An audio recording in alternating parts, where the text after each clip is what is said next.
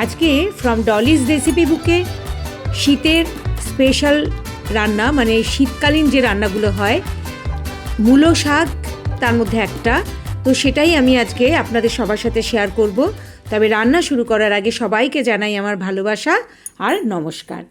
আমি কিছুটা মূলো শাক নিয়েছি, আর কচি যে ডাঁটাগুলো সেগুলো দেখুন কুচি করে নিয়েছি। আর পেছন মানে নিচের দিকে ডাঁটাটা একটু মোটা হয় বলে ওটা নেইনি।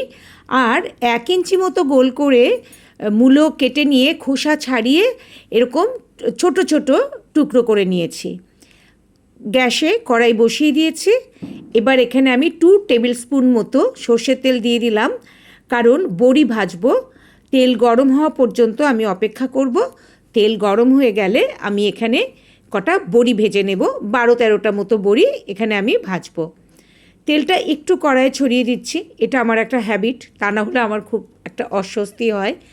তেল গরম হয়ে গেছে, আমি বড়িগুলো ছেড়ে দিচ্ছি আর বড়িটা ভেজে নিচ্ছি। এটা বিউলির ডালের বড়ি। এবার দেখুন এটা মোটামুটি লাল হয়ে এসছে। আমি আর একটুখানি ভেজে নিয়ে এবার দেখুন পুরো লাল হয়ে গেছে। এখন বড়িগুলো তুলে নিচ্ছি। এবার বড়িগুলো তুলে নেওয়ার পর এখানে যা তেল আছে আমি আর একটু তেল যোগ করব। যদিও শাকে খুব বেশি তেল আমি ব্যবহার করি না, কিন্তু এখানে যেহেতু মূলোর টুকরোও দেব, তাই আবার 1 টেবিল স্পুন মতো সর্ষের তেল আমি দিয়ে দিলাম। এখন এখানে আমি 5 ফোড়ন ব্যবহার করব, 1/2 টিস্পুন 5 ফোড়ন দিয়ে দিলাম। 5 ফোড়ন দেওয়াতে কিন্তু এই শাকের ফ্লেভারটা ভীষণ সুন্দর হয়। আপনারা একবার যদি করে খান তাহলে দেখতে পাবেন যে কি সুন্দর গন্ধ হয়। আর 4টে শুকনো লঙ্কা আমি এখানে ছিঁড়ে দিয়ে দিলাম। আপনারা যদি ঝাল কম খান তাহলে 2টো কি 1টা দেবেন, শুধু ফ্লেভারের জন্যে। আর 5টা রসুন আমি পেস্ট করে রেখেছিলাম, সেটাও দিয়ে দিলাম। আমি কিন্তু ফোড়ন থেকে রসুন দেওয়া পর্যন্ত লো ফ্লেমে রান্নাটা করছি। এবার এটা জাস্ট 10 সেকেন্ড মতো নাড়াচাড়া করে নেওয়ার পর একটা ছোট পেঁয়াজ এরম ঝিরিঝিরি করে কেটে রেখেছিলাম, সেটাও দিয়ে দিলাম। এবার পেঁয়াজটা আমি 2 মিনিট মিডিয়াম টু লো ফ্লেমে ভেজে নিচ্ছি। পেঁয়াজটা ভাজবো, একদম ব্রাউন করে নেব আর কি ভেজে। তারপরে আমি নেক্সট ইনগ্রেডিয়েন্ট দেব।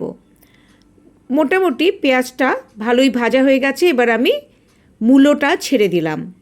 এবার মূলোটা ছেড়ে আমি একটু ভালো করে মিশিয়ে নিচ্ছি। আর এখানে একটু লবণ দিয়ে দেব আগেই, কেননা লবণ না দিলে কোনো সবজি কিন্তু নরম হয় না।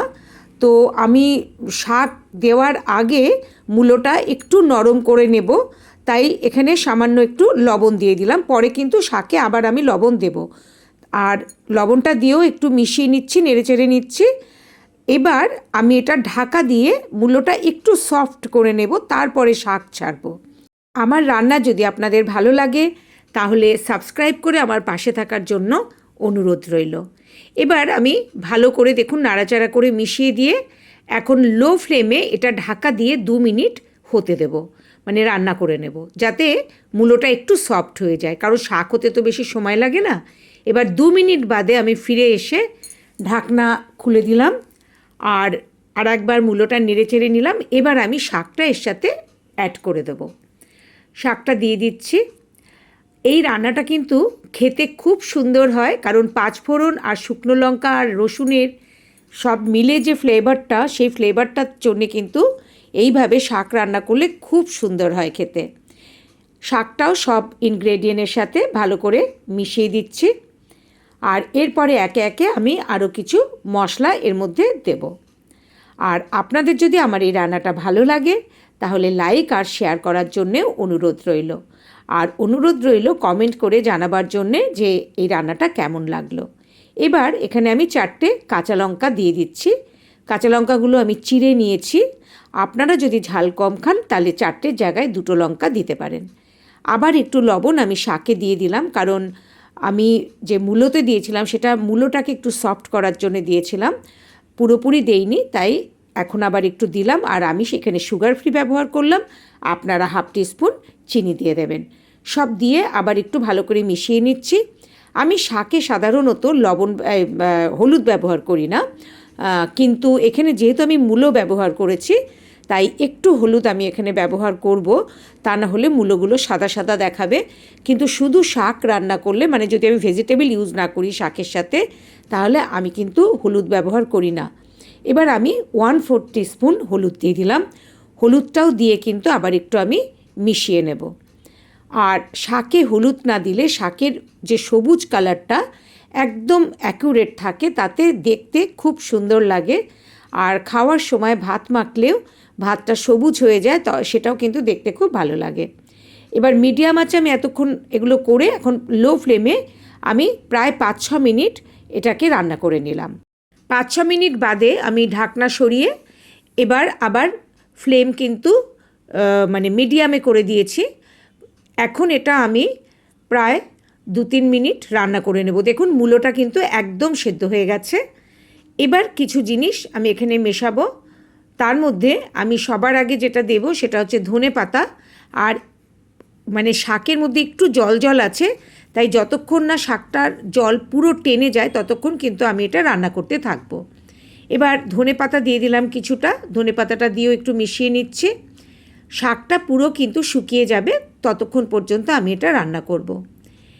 এবার আমি এখানে একটুখানি আটা ব্যবহার করব, 1/2 টিস্পুন মতো আটা আমি এখানে ব্যবহার করছি। কারণ আটা দিলে যে কোনো রান্নায়, মানে আমি অনেক রান্নাতেই আটা ব্যবহার করি, পাঁচমিশালি তরকারিতেও করি, তাতে কিন্তু খুব সুন্দর মিশে যায়, রান্নাটা খুব ভালো করে মিশে যায়, ছাড়া ছাড়া হয়ে থাকে না। এবার আটাটা দিয়ে মিশিয়ে আবার আমি এখন বড়িটা দিয়ে দেবো, যে বড়িগুলো আমি ভেজে রেখেছিলাম, আর ওগুলো কিন্তু আমি একটু ভেঙে নিয়েছি।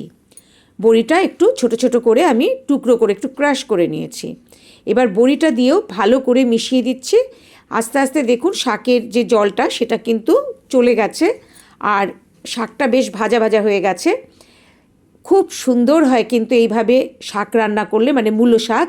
তাই শীতের সময় একমাত্র আমরা এই মূলো শাকটা পাই, অন্য সময় পাই না।